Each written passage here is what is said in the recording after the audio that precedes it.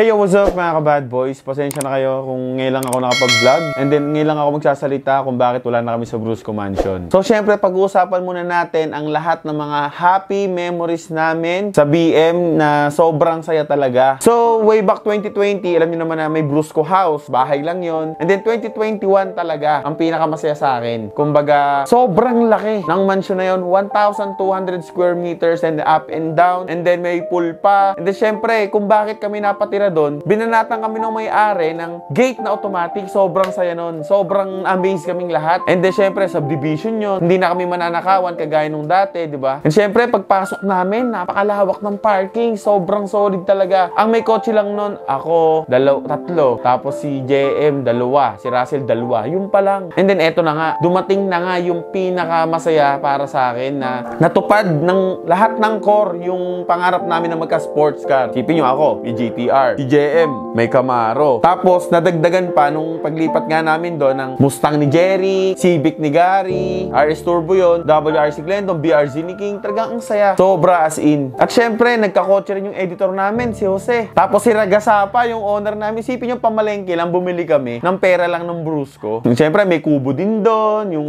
nilagyan ng King ng zoo na dapat naming gym na hindi na namin nagawa ng isang taon. At syempre, pagpasok mo ng mansyon, napakalawak ng salas. Grabe. Ang pinaka-namiss ko sa salas yung fellowship namin. Yun talaga, every Sunday. Syempre, para kay Lord. Siya naman kasi nagbibigay sa atin lahat ng mga blessings natin sa buhay. And then, syempre, namiss ko rin doon yung PS5. Every time na nag-NBA 2K kami, talagang sigaw. Nakala mo may nagsusuntukan na. Sobrang saya nun. Para sa akin, kasi ako lagi yung panalo. Tapos sila, minsan, ino-offeran ko na, sige, pag nanalo ka, bigat na 1,000. Hindi talaga sila nananalo. Siguro minsan na lang. Syempre, yung kakain kaming sabay-sabay. Every time na may birthday, lagi yung ref namin, punong-puno ng cake. And syempre, mamimiss ko rin yung luto ni Daddy. Yan, ang pinaka-namiss ko sa luto ni Daddy, pag medyo short kami, yung adobong sitaw. Tsaka yung sinigang na munggong lutang.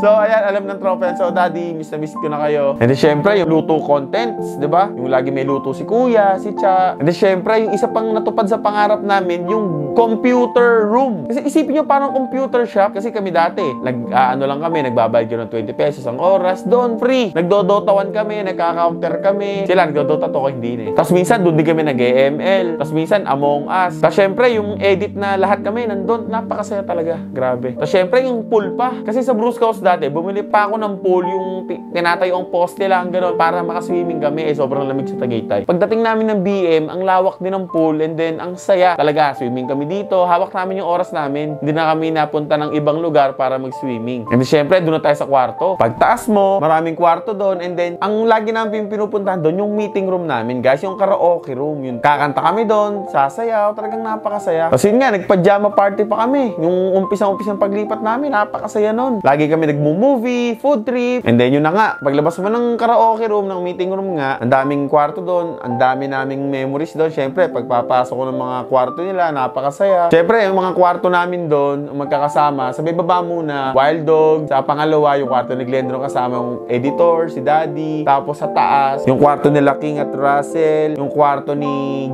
JM, yung kwarto ni Merk, kahit hindi siya napunta, minsan lang. Pero at least, nag-share pa rin si Merk doon, guys. Malaking pasasalamat kay Merk, kay Pam, kasi kahit di sila napunta doon, umu-okay pa rin yung pondo namin gawa nila. So, shoutout din pala kay Baby Wolf. Baby Wolf, hello sa mundo. So, nandito ang ninong mong bad boy. So, syempre, doon sa kwarto ni Gary, lagi ko na pinupuntahan kasi malapit na yung kwarto namin kasi lagi kong binibisita si Botchog na Andrick. Tapos, syempre, ipapakita ko sa inyo yung kwarto namin nung bago kami umalis kasi nag-video pa ako nun. So, yun mga ka-bad boys, bali, eto na yung last sulyap ko sa kwarto namin ni Commander. Syempre, nakakalungkot kasi eto na yung last. Kasi, ang dami kong memories dito and then ang dami ko rin mamimiss. So, tara, pasok tayo. So, pagpasok natin dyan, ang ginagawa ko lagi dito, lagi kong binubuksan to. Yan. So, ngayon, walang kuryente ngayon. Tapos, eto, dalawang pindot. Kasi yung ilaw namin dito, ibang kulay. So, yung pagpasok ko dito, ang laki ng TV namin, and then ang dami yung mga abubot ni Commander. So, dito ilagay naman tiwalya. So, eto, buti ko pa mauwi ito eh. So, yun nga. Tapos, eto. Pag bubuksan ko to, mamimiss ko yung pagkuha ng mga damit ko. And then yan, pinag-iwan pa pala ata dito si Commander. So yung dito, yung mga sapatos ko, yung mga jacket ko. So yung dito, nakakamiss, men. Yung dito, nakakamiss dito. Nice. So So dito si Commander na pwesto kapag natatakot siya dito. So ako lagi nandito. Kasi lagi may charger doon. So dito yung crib ni Caleb. And then dito yung mga ibang gamit niya pang makeup. Ako konti lang. Siyempre, miss ko itong rep namin. Yan, may cornflakes pa. So dito, minsan lang ako tumambay eh. Yan. So ang pinakamamimiss ko din talaga dito sa kwarto namin. Itong napakaganda namin balcony. Ito dito guys. Kasi dito, nakikita ko yung madaming kulay green and then dito yung mga sports car namin. So kapag nakikita ko yung mga gold cars namin dito dati, sobrang saya ko talaga kasi feeling ko talagang success na successful ang Brusco Brothers. Syempre kailangan namin yung mga sports car namin, di ba? And then syempre yung memories namin kapag magbabasketball sila dyan, kapag nagtitraining kami. At syempre hindi ko na nakain yung bunga ng puno na to.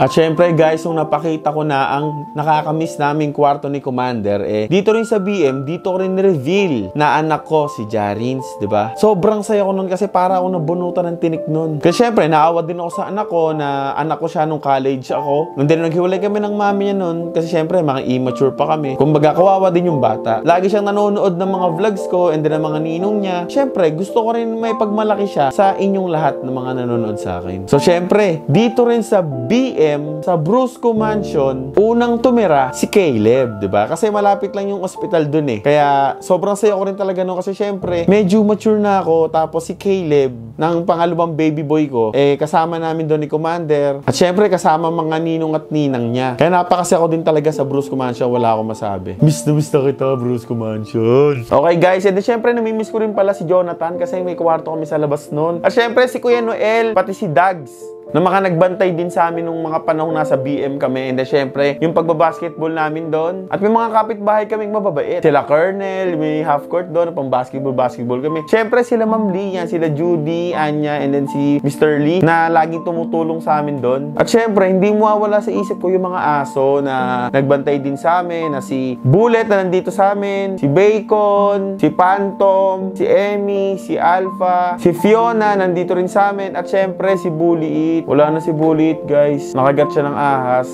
So, eto yung CCTV.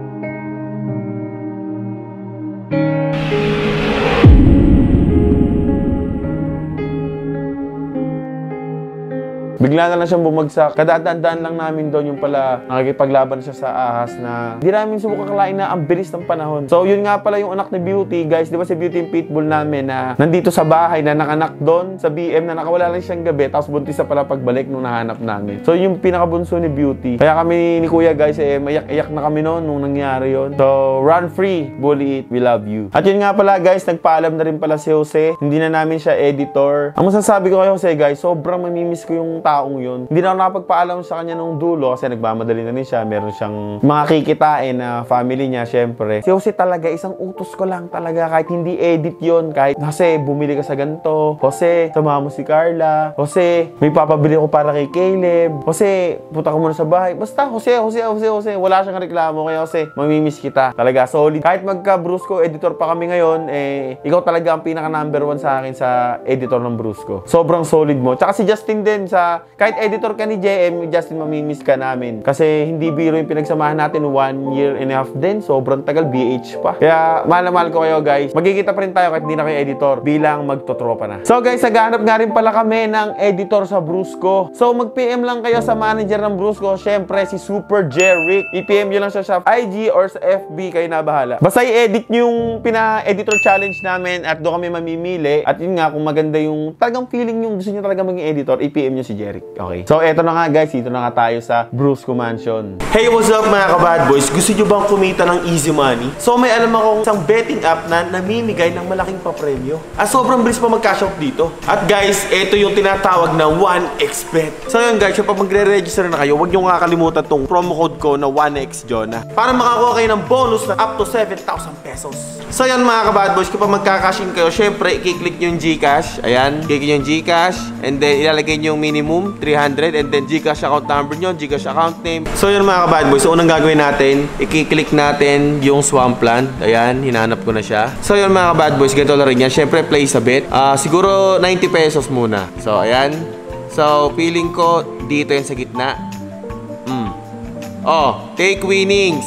Yung 90 pesos ko, naging 117 pesos na agad. Napakadali lang, di ba? So guys, kung ako sa inyo, i-click nyo na yung link na nasa pin comment at gamitin nyo guys yung promo code ko na 1xJona para may bonus kayo na up to 7,000 pesos. Let's go! Guys, eto talaga ang lagay namin. Nag-uwian kaming lahat sa mga sarili-sarili naming bahay kasi po naka 1-year contract na po kami sa Brusco Mansion. And then, hindi na po kami mag-e-extend. Abangan nyo na lang po kung anong gagawin namin next at kung ano pang content ang gagawin namin. Tsaka sa mga nagsasabing wala na kaming pangrenta, guys naman, baka mamigay pa ako ulit ng 500 each sa 10 katao. Tsaka pa nag 3 million subscribers na ako guys, iPhone 14. Malapit na mag-release kaya pag nag 3M na ako, alam nyo na. At sa mga makakapanood dito guys, kung gusto nyo bilhin ang Brusco Mansion, 50 million pesos lang. Nandun siya sa golf course, talagang exclusive village dito lang sa Cavite. Kaya gusto nyo bilhin yun, kung seryoso kayo, i-PM nyo lang ako. At ko-connected tayo sa may-aring napakabait na mga Koreano. Basta guys, wala kaming masabi doon. Talagang yung mga may-ari sobrang babait, talagang sobrang concern, ganito ganyan, hindi maarte. Kasi nung last time,